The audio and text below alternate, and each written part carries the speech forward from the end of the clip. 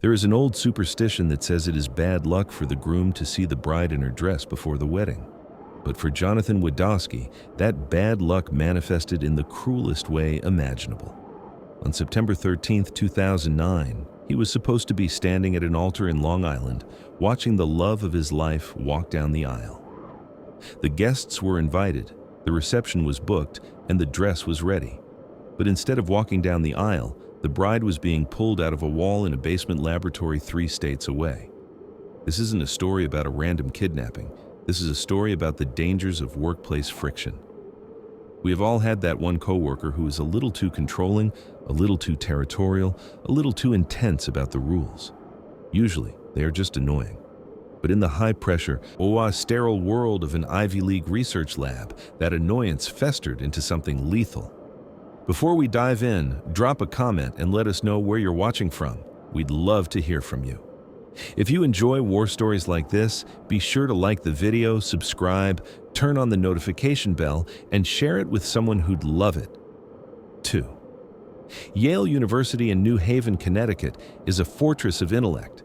It is one of the most prestigious institutions on the planet, a place of Gothic architecture and billion-dollar endowments. But within that historic campus sits a modern marvel, the Amistad Building. In 2009, the Amistad Building was the crown jewel of Yale's medical research. It was a high-tech fortress designed for serious science. To get in, you needed an ID card. To get into the elevators, you needed an ID card. To get into the specific laboratories in the basement, you needed an ID card. Every door had a digital lock. Every hallway had a camera. It was arguably one of the safest, most monitored buildings in the state. It was a place where brilliant minds worked on curing diseases, surrounded by millions of dollars of equipment. It was here that 24-year-old Annie Lou spent her days. Annie was the definition of a high achiever. She was a doctoral student in pharmacology, brilliant, tiny, standing only 4 feet 10 inches tall, and universally loved. She was days away from her wedding. Her life was a whirlwind of experiments, dress fittings, and excitement. But on Tuesday, September 8th, just 5 days before her wedding, Annie Lou swiped her keycard to enter the Amistad Building, and the building swallowed her whole. The timeline of that morning is terrifyingly precise because of the digital trail Annie left behind. At roughly 10 a.m., security cameras captured Annie entering the building. She was dressed casually, carrying her purse and phone. She swiped her card at the turnstile. She went up to her office on the 3rd floor. However, her experiments were located in the basement, specifically in the animal research facility where mice were kept for testing.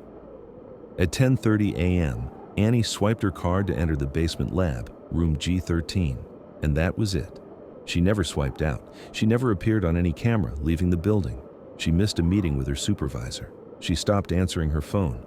By that evening, when she didn't come home, her roommates were worried. By the next morning, her fiancé, Jonathan, was frantic. The police were baffled. Yale is not a large place. How does a grown woman vanish from a building that requires a keycard to move 5 feet in any direction? The initial theory was cold feet. The media, always hungry for a sensational angle, speculated that perhaps the pressure of the wedding had gotten to her. Maybe she was a runaway bride, but her friends and family knew that was impossible. Annie was ecstatic about the wedding. She wasn't running from anything. As police swept the building, they found her purse in her 3rd-floor office. Her cell phone was there. Her wallet was there. This wasn't someone who had skipped town. This was someone who had been interrupted. The search for Annie Lou turned into a media circus. News trucks lined the streets of New Haven. The FBI was called in. The pressure was immense. Investigators focused their attention on the basement. If she swiped in at 10:30 a.m. and never swiped out, she had to be down there. But the basement was a labyrinth of cages, equipment, and sterile white hallways. Search dogs were brought in, but the strong chemical smells of the laboratory confused them. Then, they found the clothes. Stuffed into a ceiling tile in a random hallway, police found a bloody sock. In a trash can, they found a rubber glove with red stains. But there was nobody. The police began to look at the people who had access to that basement. The Amistad Building wasn't open to the public. The killer had to be someone with a key card, someone who belonged there. They looked at the professors. They looked at the students, and they looked at the staff. There was one technician who stood out. His name was Raymond Clark III. Raymond Clark was 24 years old, the same age as Annie. But while Annie was a doctoral student destined for a high-flying career in science, Raymond was an animal technician. His job was to clean the cages, feed the mice, and mop the floors. In the hierarchy of an Ivy League lab, there's a distinct class divide. The researchers and students are at the top, the technicians and janitors are often invisible. But Raymond Clark didn't like being invisible. He was known for being a control freak. Co-workers told police that Raymond was extremely territorial about the lab. He would get angry if the students left the workspace dirty. He would scold the brilliant doctoral candidates if they didn't wear their shoe covers correctly. He treated the basement lab as his domain. And Annie Lee? Annie was meticulous, but she worked in Raymond's territory. During the search for Annie, Raymond Clark was acting strangely. He was spotted by other researchers scrubbing the floors aggressively, far more than his job required. He was seen coming in and out of the room where Annie was last seen. But the most damning piece of evidence wasn't what he did. It was what he looked like. When police interviewed him, they noticed scratches, deep scratches on his chest, his arms, and a bruise on his back. When asked about them, he claimed his cat had scratched him. It was a flimsy lie. The police kept their eyes on him, but they still didn't have the body. They couldn't arrest him for murder without a victim. Sunday, September 13th, arrived. It was the day Annie Lowe was supposed to be walking down the aisle. Instead, a hazmat team was dismantling the basement of the Amistad building. The smell had begun to permeate the sterile air. It led them to the locker room area in the basement, specifically to a wall panel that housed the plumbing and electrical access. It was a heavy panel, bolted shut. When investigators pried it open, the horror of the situation was revealed. Crammed into the tiny dark space behind the wall, wrapped in plastic bags, was the body of Annie Lee. She had been strangled. Her jaw was broken. Her collarbone was broken. The violence was extreme. The killer had gone to great lengths to hide her. He had cleaned the crime scene, hidden the bloody clothes in the ceiling, and stuffed her body into a space so small that only someone who knew the building intimately would even know it existed. The date of the discovery, her wedding day, added a layer of tragedy that broke the heart of the entire nation. With the body found, the forensic evidence came flooding in. The bloody sock found in the ceiling, it had a mixture of Annie's DNA and Raymond Clark's DNA. A green ink pen found under Annie's body belonged to Raymond. He used a specific type of green pen to mark his logbooks.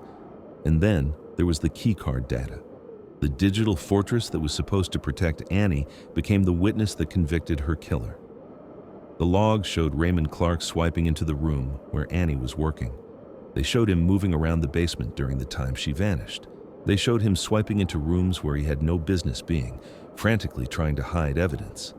But why? Why would a lab technician murder a doctoral student 5 days before her wedding? Was it a romance gone wrong? Was it a robbery?